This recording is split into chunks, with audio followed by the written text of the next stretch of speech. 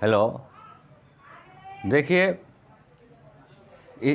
इस बात को जानकर आपको बहुत खुशी होगी कि आज मैं इतिहास शुरू करने जा रहा हूँ।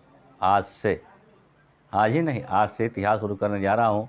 साथ साथ जो मैं इंग्लिश पढ़ा रहा हूँ वो तो पढ़ाता ही रहूँगा, इंग्लिश ग्रामर, और मोटिवेशन से जो दे रहा हूँ वो भी चलते ही रहेंगे।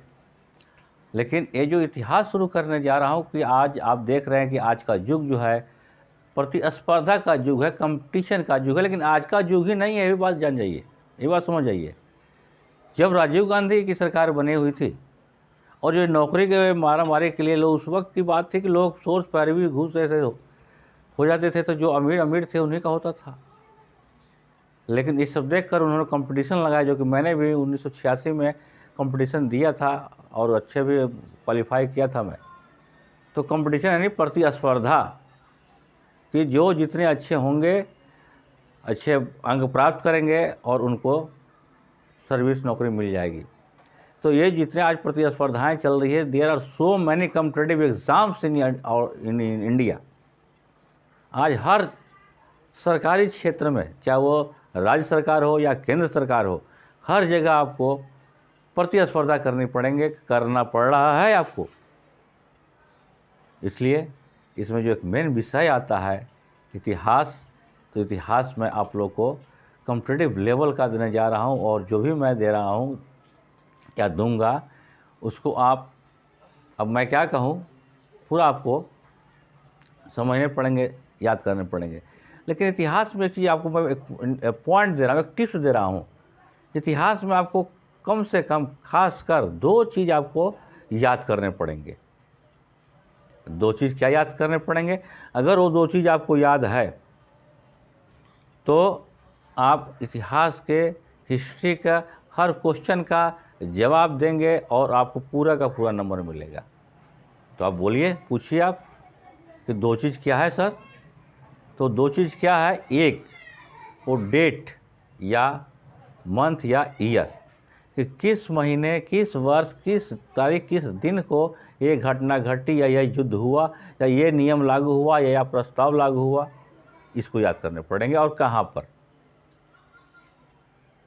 कि बहुत से ऐसे कि कांग्रेस का, भारतीय राष्ट्रीय कांग्रेस का पहला अधिवेशन कब और कहाँ हुआ, भारतीय राष्ट्रीय कांग्रेस की स्थापना कब हुई, किसने की, कहाँ पे की।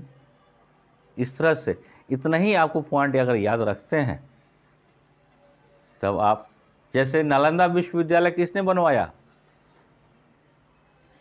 कहाँ का शासक राजा थे, सम्राट अशोक के धर्मगुरु कौन थे, गौतम बुद्ध के धर्मगुरु, जबकि उनको ज्ञान की प्राप्ति उसके बाद भी वो किस जगह जाकर वो कहीं शिक्षा लिए हैं, और कितने दिनों के बाद, कहाँ पे, और जब उनकी ज्ञान की प्राप्ति हो गई तो किसने उनको अंजल ग्रहण करवाया। ये सारे क्वेश्चंस, अगर इस तरह से क्वेश्चन को अगर आप तैयारी करके रखते हैं तो किसी भी कंपटीशन में आसानी से हिस्ट्री का, इतिहास सवालों का जवाब आप दे सकते हैं। थीसिस पढ़ने से कुछ नहीं होता, टू द पॉइंट आपको चलना पड़ेगा।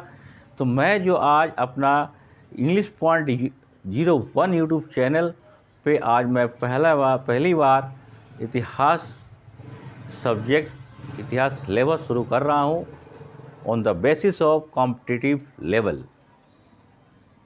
That's why I am requesting you, please take care on this subject, please pay attention on this subject. This is my suggestions, this is my advice. तो देखिए, तो आज का जो पहला मैंने दे रहा हूँ वो है बौद्ध धर्म। तो बौद्ध धर्म की स्थापना किसने की थी? तो गौतम बुद्ध ने की थी। तो गौतम बुद्ध भी हम ही आपके तरह कभी वो इंसान भी थे और अंत तक थे ही, लेकिन उनको ज्ञान की जब प्राप्ति हुई तो बौद्ध धर्म के संस्थापक कौन हुए? गौतम बुद्ध। और गौतम बुद्ध को ही एशिया का प्रकाश पुंज कहते हैं, light of Asia. He was called the light of Asia, Asia का प्रकाश पुंज। और गौतम बुद्ध, जिनका बचपन का नाम था सिद्धार्थ, बचपन का नाम सिद्धार्थ था, और इनके पिता का नाम शुद्धोधन थे, शुद्धोधन था। इनकी माता का नाम माया देवी।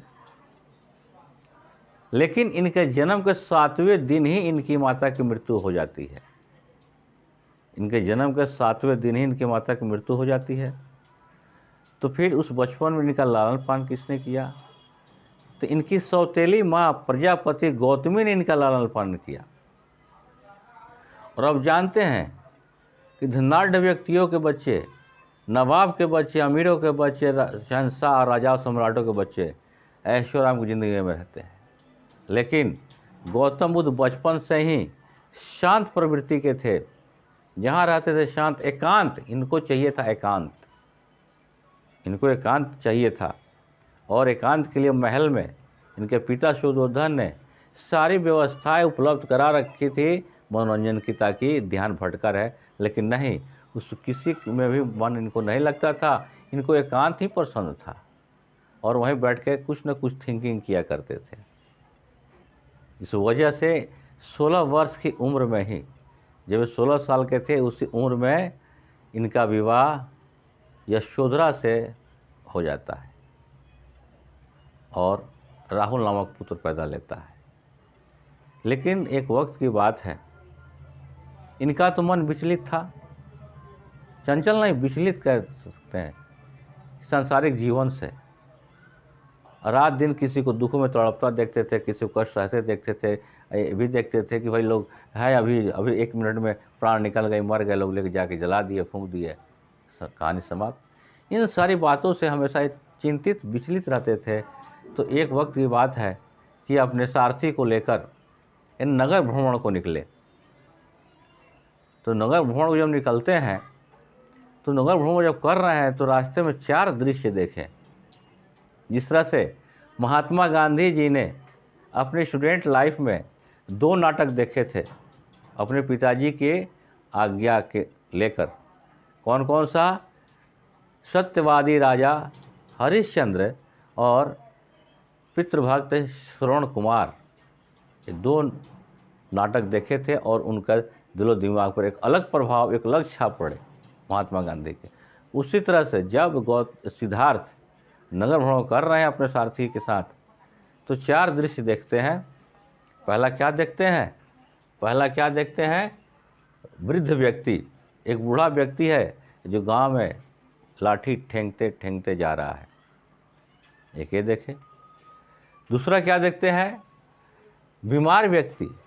फिर आगे जब बढ़ते हैं तो देखते हैं कि एक खाट पर रास्ते में दराए पड़ा हुआ एक बीमार व्यक्ति पड़ा है, एट ए डेड बॉडी, मृत सैया के जैसे पड़ा हुआ है। फिर क्या देखते हैं? शव। शव मतलब जिसको मुर्दा कहते हैं, डेड बॉडी जिसको लाश, लाश में लहास कहते हैं इसको। 3 दृश्य देखे। तो बूढ़ा है, अंत में बीमार पड़ा और अंत में मर गया। फिर देखते क्या है? तो मर गया तो देखते हैं कि लहास कैसे देखे? वो भी कंधे पे अर्थी लेकर लोग राम नाम सत्य है बोलते हुए जा रहे हैं, क्या करने के लिए? जलाने के लिए। तो तब इनके दिमाग में बात आई कि यही ज़िंदगी है। जब सब कोई जानता है कि अंत में मेरा यही दशा होने वाला है, तो जवानी में जो है कि कोई भी हो ऐसा क्यों कर्म करता है? फिर क्यों ना ईश्वर की उपासना भक्ति वगैरह में या अच्छे कर्मों में लगाता है, ताकि मेरा अंत भी, तो कोई भी हो, अंत तो इसी तरह होगा, वृद्ध होगा व्यक्ति, शरीर में जान नहीं रहेगी, चल नहीं पाएगा, लाठी के सहारे जिएगा चलेगा, अंत में शरीर गिर जाएंगे और फिर मरण शरीर में पड़ जाएगा, और जब वक्त आएगा तो शरीर से प्राण निकल जाएंगे और अंत में इसी तरह लोगों के कंधे पर अर्थी पे सवार होकर चला जाएगा उस जगह पर कि जहाँ से अब आना नहीं है। और अंत में क्या देखते हैं? चौथा दृश्य क्या देखते हैं? सन्यासी का। तो सन्यासी को देखते हैं, मस्त भला चंगा है, दुनिया से कोई मतलब ही नहीं। कोई भी सन्यासी और गर्दानी साधु को दुनिया से माने मतलब कुछ नहीं रहता, अपने से माने मतलब सब कुछ। तब का वो बात ऐसी है कि माया जाल है।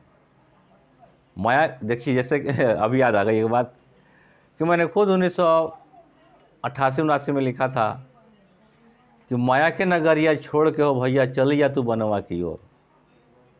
मैंने लिखा था कि मैं तो खुद हूँ, मैं अपने सारे गीतों कविताओं का लिस्ट भी आपको दूंगा, शेरो शायरी भी सुनाऊंगा आपको, आपका मनोरंजन भी करूंगा, और सब शिक्षाप्रद है, मनोरंजक है कि माया के नगरिया छोड़ के हो भैया चले जा तू बनवा की ओर। जबले जिंदगिया बा आपन कहे बा आ सबके नयनवा में बसी बसी जाए बा। जब जई है प्राणी आत्मा के छोर, ऐसे माया के नगरिया छोड़ के हो भैया चले जा तू बनवा की ओर। इस जब देखते हैं तो इसका मतलब सन्यासी को देखते हैं सुखी संपन्न मस्त है, मस्त मौला जहाँ घूम रहा है फिर रहा, लोग स्वागत कर रहे, पैर पड़ रहा है। तो इस चारों दृश्य को देखकर उनका जो है मन विचलित होता है और कहते हैं कि ये ऐसो आराम महल अटारी कुछ नहीं है, ये बीवी बच्चे कुछ नहीं है। और एक दिन वो फैसला करते हैं कि मैं सबको छोड़कर जंगल जाऊंगा, तपस्या करूंगा, ज्ञान की प्राप्ति करूंगा, और उस ज्ञान से दुनिया में जो अंधकार रूपी अज्ञान फैला हुआ है इसको मैं अपने ज्ञान के प्रकाश से इसको दूर करूंगा। और दूर करने की कोशिश किया और किए भी, इसलिए इनको क्या कहा गया, एशिया का प्रकाश पुंज। He was called the light of Asia.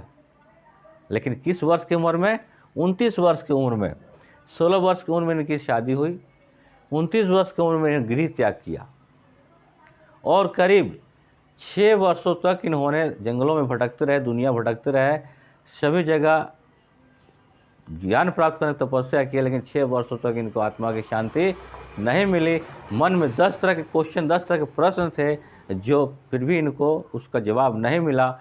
तो अंत में हार कर कुछ सहयोगियों, कुछ सहपाठियों के सलाह देने के बावजूद इसने अष्ट मार्ग का उपयोग किया और प्रण कर लिया कि मैं जब तक ज्ञान की प्राप्ति नहीं होगी मैं हिलूंगा नहीं।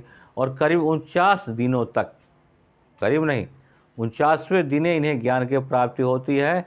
गया में पीपल के वृक्ष के नीचे ये तपस्या किए, भूखे प्यासे रहकर 49 दिनों तक, 6 वर्ष तपस्या करने के बाद तब इनको ज्ञान की प्राप्ति होती है। जब ज्ञान की प्राप्ति हो गई, जो कि बहुत से शास्त्रों में नहीं लिखा हुआ है लेकिन मैंने पढ़ा हूँ, तो जब ज्ञान की प्राप्ति हो गई, जब 49वें दिन तक भूखे प्यासे रह गए, तो सुजाता नाम की लड़की ने खीर बना कर लाई और उसी ने इनको खीर खिलाई और इनका जो है उपवास भंग की।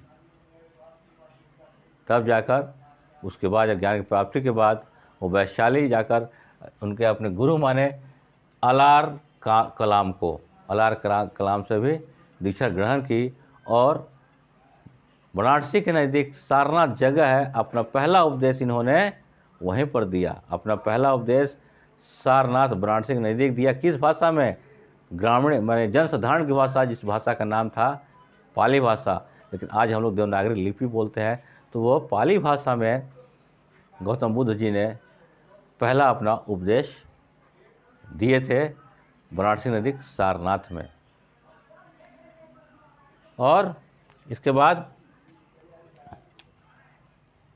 कब इनको ज्ञान की प्राप्ति हुई, कहाँ पे, 35 वर्ष की आयु में, बैसाखी की पूर्णिमा की रात, वैशाख महीने की पूर्णिमा की रात, किस नदी किनार पे, उस वक्त उस नदी का नाम था निरंजना नदी, जो अभी उसका नाम है फल्गु नदी। उस नदी किनार पर पीपल वृक्ष के नीचे इनको ज्ञान प्राप्त हुआ। उसके बाद वो सिद्धार्थ से गौतम बुद्ध कहलाए और जहाँ पर इनको ज्ञान की प्राप्ति हुई गया में, वो जगह कहलाया बोध गया। बोध गया ये आपको बौद्ध धर्म का, इसी के बाद इन्होंने एक ऐसे धर्म की स्थापना की, बौद्ध धर्म की स्थापना, जो कि आज चीन, जापान, श्रीलंका, तिब्बत, जावा, सुमात्रा, ये सब जो है कि किस धर्म को मानते हैं, बौद्ध धर्म को मानते हैं। और बहुत से भी हिंदुस्तान में बौद्ध धर्म के अनुयायी हैं। और इनके 2 तरह के भक्त, एक भिक्षुक, कहते बौद्ध भिक्षुक। तो बौद्ध भिक्षुक कौन, वो सन्यासी का रूप धारण कर लिए, घर परिवार दुनिया त्याग दिए। उनका काम सिर्फ यही है कि दुनिया में, देश में घूम घूम कर बौद्ध धर्म के प्रचार करना, बौद्ध धर्म का प्रचार करना, तो ऐसे को भिक्षु कहा गया। और एक और बौद्ध अनुयायी हुए जो गृहस्थ आश्रम में रहकर, घर परिवार माता पिता के साथ रहकर भी बौद्ध धर्म का जो उपदेश है, जो नियम है, जो कायदा है, उसका पालन करना। ये दो तरह के अनुयायी। और ये हुआ, देखिए हाल मैं लिख दिया हूँ बौद्ध धर्म भाग 1, और नेक्स्ट वीडियो में दूंगा मैं बौद्ध धर्म भाग 2। तो जो कि मैं बता दिया इसमें आपको सब कुछ कि इनका जन्म 563 ईसा पूर्व में हुआ था। ईसा मसीह के जन्म से 563 वर्ष पहले कहाँ हुआ था? कपिल वस्तु के लुम्बिनी में हुआ था इनका जन्म, जो अभी नेपाल में पड़ा हुआ है, जो अभी 1 महीना पहले हमारे प्रधानमंत्री भी वहाँ गए हुए थे। और बचपन का नाम इनका सिद्धार्थ था। और जब इनको ज्ञान की प्राप्ति हो जाती है तो इनका नाम हो जाता है बुद्ध, गौतम बुद्ध। इनकी माता माया देवी इनके जन्म के 7वें दिन ही अंतकाल कर गई, देहांत कर गई, मर गई। तो इनका लालन पालन इनकी सौतेली माँ प्रजापति गौतमी ने की। उसके बाद जब मैंने बता दिया पहले ही कि जब महल में, पार्क, बाग में, बगीचे में, फुलवारी में अकेले जहाँ रहते थे, दुनिया से कोई मतलब नहीं, किसी बच्चे किसी साथ कुछ खेलना नहीं, अकेले शांत भाव से कुछ बचपन से ही। तो ये देखकर सुद्धोधन जिनके पिता थे चिंतित रहते थे, क्या बात है, मेरे बच्चे को क्या कमी है। तब जाकर 16 वर्ष की उनकी शादी भी हो गई। लेकिन एक बात है इनमें, क्या बात है जो मैं यहाँ नहीं है कि शास्त्रों में नहीं है, मैं बता रहा हूँ कि जिस रात को ये गृह त्याग कर रहे थे, जो राहुल उनका पुत्र अपनी माँ के बगल में सोया हुआ, और ये अपना राजसी वस्त्र त्याग कर सन्यासी का वेश पहन लिए, तो सोचे कि चल रहा हूँ तो थोड़ा अपनी पत्नी और बच्चों को देख लूँ, बच्चों का आशीर्वाद दे दूँ। तो राहुल जो है उनका बेटा माँ के बगल में सोया हुआ, जिसे जाते हैं बेटे के सर पे हाथ रख के आशीर्वाद देने। हाथ तो जैसे सर पे गया, इनको ध्यान आ गई, कहीं हाथ रखूं, कहीं बच्चा जग गया, बेटा जग गया तो माँ देखेगी इस वेश में, रोक देगी। तो यहाँ तक कि अपने बेटे राहुल को स्पर्श तक नहीं किए और गृह त्याग कर दिए। भटकते रहे 6 वर्षों तक। इन्होंने ज्ञान की प्राप्ति तो नहीं होती, लेकिन दिमाग में आता है, ज्ञान प्राप्ति करने के तो तपस्या करते ही रहते थे, लेकिन वो उनको जवाब नहीं मिल पाता था। जैसे विवेकानंद की भी कहानी मैं बताऊँगा, किसी वीडियो में विवेकानंद की कहानी बताऊँगा, लेकिन त्याग किए अंत में उनको। तो ये हुआ आपको बौद्ध धर्म भाग 1। और ठीक नेक्स्ट वीडियो में दूंगा बौद्ध धर्म भाग 2 कि कहाँ कहाँ कब कब उपदेश दिए, कैसे कैसे इनके शिष्य बने और कैसे इनका महानिर्वाण हुआ। तो इनकी भाषा में, इस धर्म की भाषा में, महानिर्वाण का मतलब प्राण त्याग यानी मृत्यु, यानी देहांत कैसे कब हुआ, वो हम भाग 2 में ठीक इसके नेक्स्ट वीडियो में दूंगा। और अशोक सम्राट को जो बौद्ध धर्म की दीक्षा दिए थे, वो भी इन्हीं के अनुयायी थे, इन्हीं के भिक्षुक थे। और वो मैं नाम अभी नहीं बता रहा हूँ, मैं कल बताऊँगा नेक्स्ट वीडियो में। और उनके ऊपर भी रविन्द्रनाथ टैगोर जी ने कविता लिखी है, जो कि मैंने दिल्ली इंटर में पढ़ाया था उस कविता को, कि उन्होंने ही अशोक सम्राट को बौद्ध धर्म की दीक्षा दी थी। और ये बहुत ट्रिपल क्वेश्चन है जो हर एग्ज़ाम में पूछता है। और एक बात आ गई कि सब कुछ करने के बाद गौतम बुद्ध भी किसी से शिक्षा लिए, जिसका नाम अलार कलाम वैशाली के थे। उसके बाद एक और गुरु के पास जाते हैं शिक्षा लेने के लिए, ज्ञान लेने। ज्ञान तो प्राप्त हो गई थी, जो मैं भाग 2 में नेक्स्ट वीडियो में दूंगा। तो आप माइंड मेकअप कर लीजिए कि इतिहास भी चलेगा ऑन कॉम्पिटिटिव लेवल। इसके बाद भारत परिचय, वो है अशोक सम्राट का शस्त्र त्याग, गुप्त वंश, सिकंदर, इन लोगों का मैं सिस्टम से हर वीडियोज में एक एक करके दूंगा हेडिंग के साथ। और ऐसे भी आपको जो जानकारी चाहिए, जैसे कि द्वितीय विश्व युद्ध में अमेरिका ने परमाणु बम जापान पर गिराया, जापान के हिरोशिमा नागासाकी पर गिराया, क्यों गिराया, कब गिराया, सबको मालूम। 6 अगस्त 9 अगस्त 1945 को हिरोशिमा पर, 6 अगस्त को नागासाकी पर 1945 को क्यों गिराया भाई? कारण क्या थे कि 6 वर्षों के बाद जापान शांत नहीं हुआ था? ये सभी इतिहास में ही मैं दूंगा। तो मेरी वीडियोज़ को ऐसे देखते रहिए और ऐसे ऐसे ही क्वेश्चंस टिपिकल आपको दूंगा, अनहोनी जो कि हर एग्ज़ाम में आपको पूछा जाएगा। जैसे कि देखिए एक सवाल यहाँ पर है कि अलार का अलार्म, कि कोई जानता था कि गौतम बुद्ध भी किसी से दीक्षा ग्रहण किए थे? अलार कलाम से भी लिए थे, से नहीं उन्हीं से, क्योंकि बिना गुरु का कुछ मिलता नहीं है। जिस तरह से बौद्ध धर्म की दीक्षा अशोक सम्राट को किसने दी? बहुत से सारे किताब खोजिएगा, नहीं मिलेगा आपको। बौद्ध धर्म की दीक्षा। तूफानी हिंदू किसे कहते हैं? तूफानी हिंदू किन्हें कहा जाता है? कब कहा गया, क्यों कहा गया, किस संदर्भ में कहा गया? दूंगा। और अर्धनग्न फकीर महात्मा गांधी को किसने कहा, क्यों कहा? सारे कुछ आपको हर वीडियोज में मिलेंगे और हेडिंग रहेगा वीडियोज का। आप देखते रहिए, सब्सक्राइब करते रहिए। प्रॉब्लम कोई भी आपको क्रिएट हो कमेंट बॉक्स में लिखिए। लेकिन अभी तक तो आप लोग यही माइंड कर रहे थे कि सर सिर्फ इंग्लिश ही दे रहा है, मोटिवेशन दे रहा है, लेकिन आज से इस वीडियो से हिस्ट्री और कॉम्पिटिटिव लेवल्स स्टार्ट हो चुका है। बाकी बताते रहिए इस लोग को, जो प्रॉब्लम हो लिखते रहिए कमेंट बॉक्स में। अब इसके बाद मैं दूंगा नेक्स्ट वीडियो में बौद्ध धर्म भाग 2। Wish you good luck.